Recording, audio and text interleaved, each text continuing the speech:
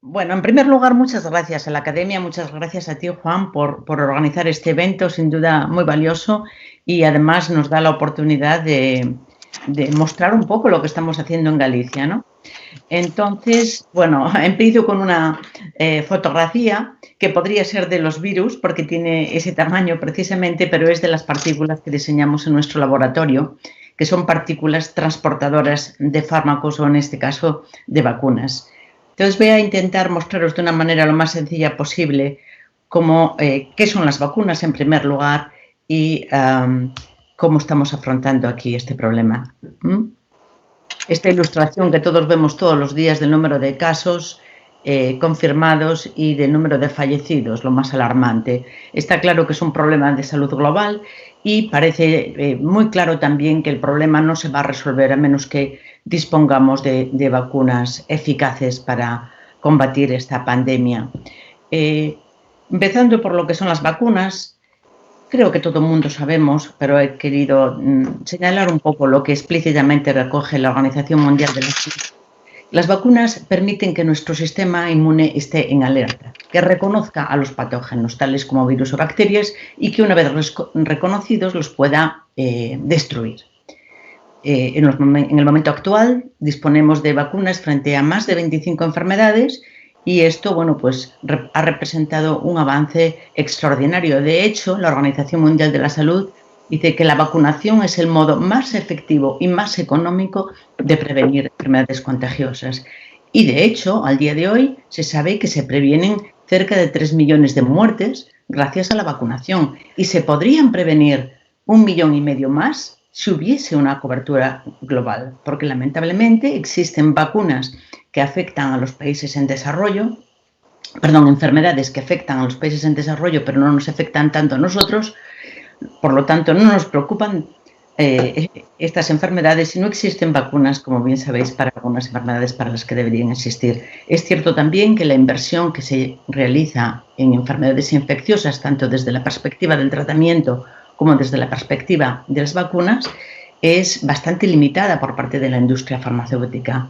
Por lo tanto, pues esta gran alarma, esta gran alerta, sería interesante que hiciese reflexionar en ese sentido, en qué medida los gobiernos deben incentivar este tipo de investigación, tanto a nivel académico como industrial. El origen de las vacunas creo que lo conocemos también la mayoría de nosotros, del siglo XVIII, finales del XVIII, cuando un médico rural, Edward Jenner, comprobó que las mujeres que ordeñaban las vacas padecían un tipo de viruela que era muy distinto al del resto de las personas que lo padecían. Era una viruela mucho menos maligna. Y comprobaron que no adquirían la viruela del humano. Por lo tanto, concluyó o previó que quizás la viruela bovina no era tan letal y podría inmunizar a los humanos, de tal modo que administró por primera vez en la historia esta viruela bovina a un niño de 8 años y unos días más tarde le inyectó el propio virus humano y vio que no se infectaba, que el niño estaba protegido. Eso fue lo extraordinario. Bueno, un siglo más tarde, Louis Pasteur fue el que le puso el nombre de vacuna para honrar precisamente a Edward Jenner y el hecho de que provenía de la vaca. El desarrollo de otras vacunas y a partir de ahí, bueno, pues el desarrollo de las vacunas, que duda cabe que ha sido extraordinario. En esta diapositiva he pretendido reflejar un poco cómo ha sido la evolución del tipo de vacunas a lo largo de la historia, empezando por el patógeno atenuado, como el que acabamos de comentar, de las vacas. Bueno, pues a continuación lo que se les ocurrió a los científicos y a los médicos fue utilizar el propio patógeno inactivado o parcialmente inactivado. Y a partir de ahí, bueno, pues siguieron produciéndose vacunas cada vez más seguras, porque estas, bueno, pues en muchos casos daban lugar a reacciones inmunogénicas un poco más fuertes de lo deseado. Y a la derecha aparecen recogidas todas las vacunas que al día de hoy se están utilizando.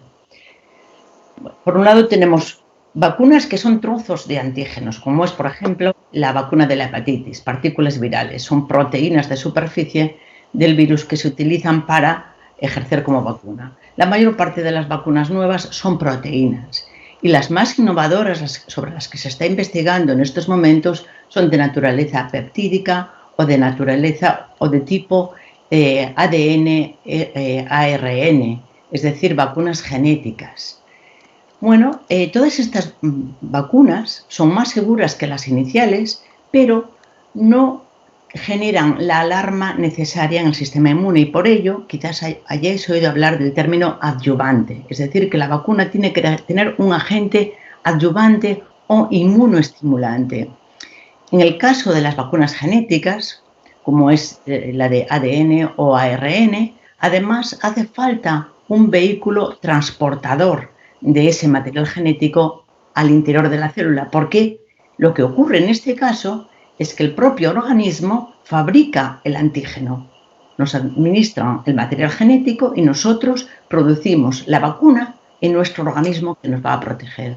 Para ello hace falta un vehículo transportador que puede ser de tipo sintético, como es el tipo de vehículos con el que trabajamos nosotros, o de tipo virus inactivado, de tipo viral. Volviendo a los agentes adyuvantes, porque los antígenos son muy importantes, pero los adyuvantes también, la mayoría de las vacunas que tenemos en el mercado utilizan como agente adyuvante las sales de aluminio. Pero existen otras formulaciones más modernas, desarrolladas en los últimos años, que son de naturaleza nanométrica, que aparentan virus, que son simples nanoemulsiones o sistemas un poco más complejos, como los liposomas, los virosomas, y también moléculas inmunomoduladoras, como son los llamados TLR agonistas. Esto simplemente es para que veáis que hay investigación en el ámbito del desarrollo de antígenos y también en el ámbito del desarrollo de adyuvantes y vehículos transportadores de vacunas que son también muy importantes. De hecho, en esta diapositiva os muestro las 5 vacunas que aparecían referidas hace una semana en la revista Nature que se están desarrollando en Estados Unidos en ensayos clínicos. Existen sin duda vacunas en China y seguramente existirán también en Europa en estudios clínicos. Quiero destacar, porque aparecen muchos números por ahí, desde luego en estudios preclínicos hay cientos de vacunas en marcha, pero en estudios clínicos no sé el número exacto, no he conseguido el número de vacunas en clínica que hay en Europa o en China, pero al menos 5 hay en Estados Unidos, por lo que es previsible que haya una decena de ellas en todo el mundo. Pero algo que quiero comentaros es el tipo de vacunas que se están desarrollando. Tenemos aquí la imagen del virus con el RNA y con una serie de proteínas esenciales. La proteína de membrana, la proteína de la cápside, la proteína spike, que es la de los picos, que es sobre la que más se habla, la proteína S, y la proteína que forma esta envoltura. Bueno, pues de todas las vacunas que están en Estados Unidos en ensayos clínicos fase 1, pues resulta que son todas ellas vacunas de tipo genético, que incluyen RNA o DNA.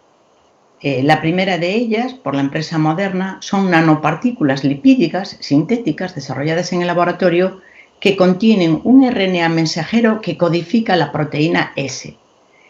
En el otro caso es un vector viral que codifica la proteína S. En este caso es un ADN que se administra a través de la piel por electroporación. Y en estos casos son células dendríticas, células presentadoras de antígenos que modifican genéticamente previa administración. Son vacunas celulares que contienen en su interior el ADN o el ARN. Por tanto, esto es lo más moderno que hay y en la diapositiva siguiente reflejamos una vez más este tipo de vacunas. La vacuna proteica, la vacuna ADN o ARN. Esto es lo que se llaman virus-like particles.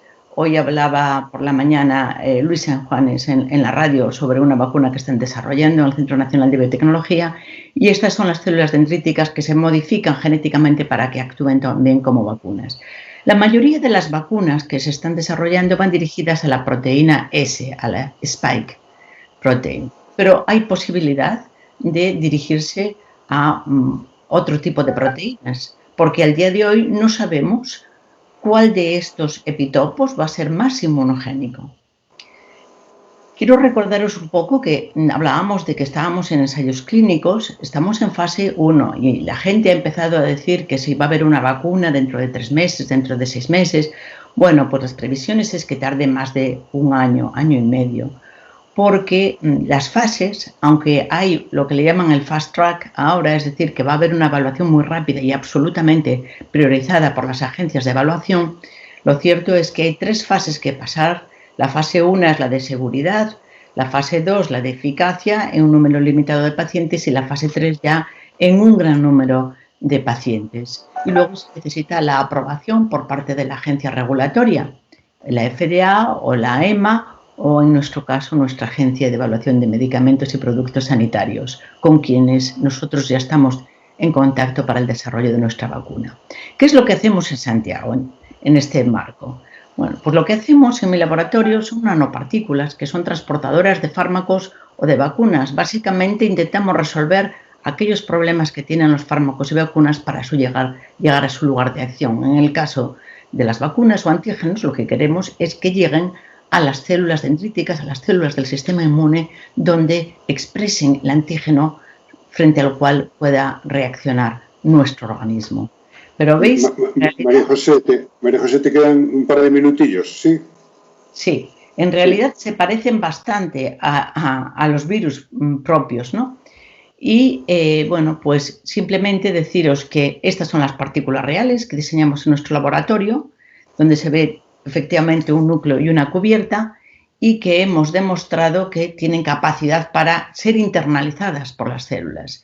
Hemos trabajado con un amplio número de vacunas al día de hoy y ahora pues lo que nos ocupa es la vacuna COVID y con esto ya termino. Estamos trabajando en un proyecto de una nueva vacuna COVID en colaboración con el Clínico de Barcelona, con el Centro de Supercomputación de Barcelona, con el Centro de Biotecnología de Madrid, Mariano Esteban, y con el asesoramiento de Luis San Juanes.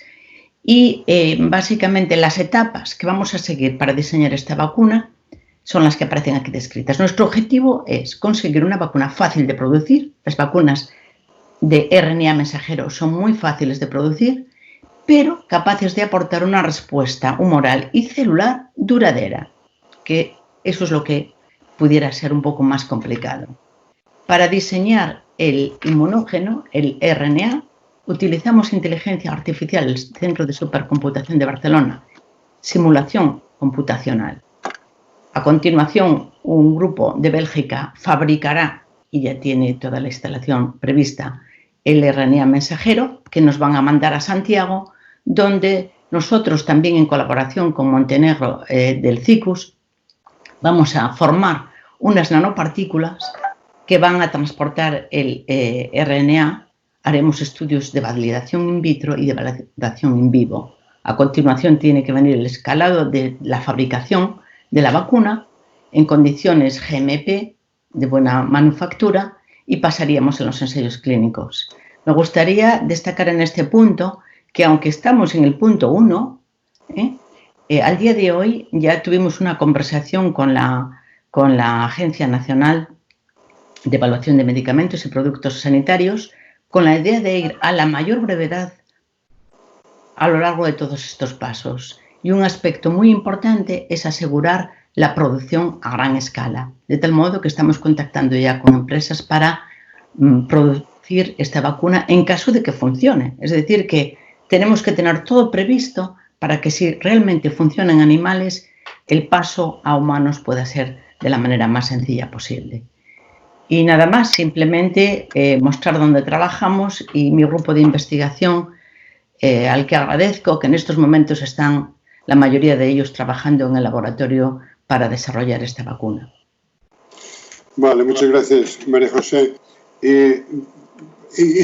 La búsqueda de esta vacuna para este virus, ¿tiene alguna dificultad específica con respecto a otras previas?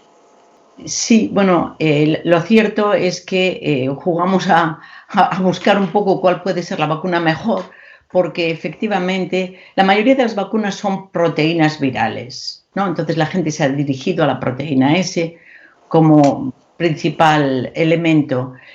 pero al día de hoy se cree que lo que se está desarrollando con este tipo de proteína no va a dar lugar a una respuesta duradera. Por lo tanto, estamos analizando, y aquí las posibilidades son inmensas, si cualquier otro de los elementos del virus podría ser utilizado como inmunógeno. Por eso el análisis computacional, por eso la inteligencia artificial, porque las posibilidades son muchas. Incluso hace poco leí en un artículo que dentro de una misma proteína puede haber un segmento que cause infección, infectivo, que sea indeseable, y otro fragmento que sea deseable, que genere una respuesta inmunitaria. O sea que parece que sí se está presentando como particularmente complejo, pero bueno, no sé si más que otros. Nosotros llevamos años trabajando con la vacuna del SIDA y es ciertamente compleja. El nivel de complejidad todavía está por ver en la medida en que vayamos probando las múltiples vacunas que se están desarrollando. Tenemos otra pregunta por Xosé Bustelo. Por favor, Xosé. Sí, bueno, eu non quero interrumpir por si queren outros preguntar, pero bueno, pensaba cando falaba María José do punto 1 de que realmente se están seleccionando os inmunóxenos por screening virtuais. Claro, ese tipo de screenings xeralmente dan moitos hits, non? Sí. Entón preguntaba que criterio se vai a seguir para desa morea de hits que van a dar, pois obviamente pois salirán 20, 30 hits potenciais, que criterios se van a seguir para despois seleccionalos, se vai a ser máis a nivel empírico ou se vai a haber outros criterios de selección. Va a haber un screening a nivel de laboratorio en el Centro Nacional de Biotecnología, sí, claro. Efectivamente, iremos seleccionando partiendo de muchas posibilidades a menos y luego ya pues elegir alguna más concreta para su vehiculización y para su administración, pero sí, habrá un panel de antígenos potenciales y habrá un panel de vehículos transportadores potenciales. Esto se podría extender indefinidamente, pero claro, vamos a tener que efectivamente plantear criterios selectivos de decir, bueno, pues qué es lo más fácil de... O sea, primero lo que funcione y luego lo que sea más fácil de fabricar y de producir en un corto periodo de tiempo. Ese corto periodo de tiempo, ¿de cuánto estamos hablando? Sí, bueno, pues imagínate lo que mostré ahí de las otras vacunas. Nuestra idea es poder, en caso de que funcione, empezar con la evaluación clínica en un máximo de 6 meses. Empezar la fase 1. Ya, o sea que tenemos. Hay una noticia de Johnson & Johnson que dice que va a fabricar masivamente unas vacunas que aún no han probado completamente. ¿Eso tienes alguna noticia? Bueno, hay varias empresas que se han ofrecido para la producción masiva. Una es descubrir la vacuna que funcione y otra cosa es que las grandes farmas te dicen, oye, si vosotros identificáis una vacuna que funcione, no os preocupéis que nosotros os ayudamos con el proceso de fabricación masiva. Eso es interesante que lo manifiesten porque por mucho que hagamos nosotros aquí, incluso aunque hagamos el salto de escala en colaboración con una empresa local, al final, para vacunar a la población hace falta una gran farma, básicamente, y no son muchas las empresas que fabrican vacunas. Por lo tanto, que manifiesten esa disponibilidad, creo que GSK y Sanofi también están en esa línea. Bueno, pues es bueno, es necesario, de hecho. Perfecto. Bueno, pues muchísimas gracias, María José, por la presentación, por el trabajo que estades a facer e por las explicacións tan acaídas.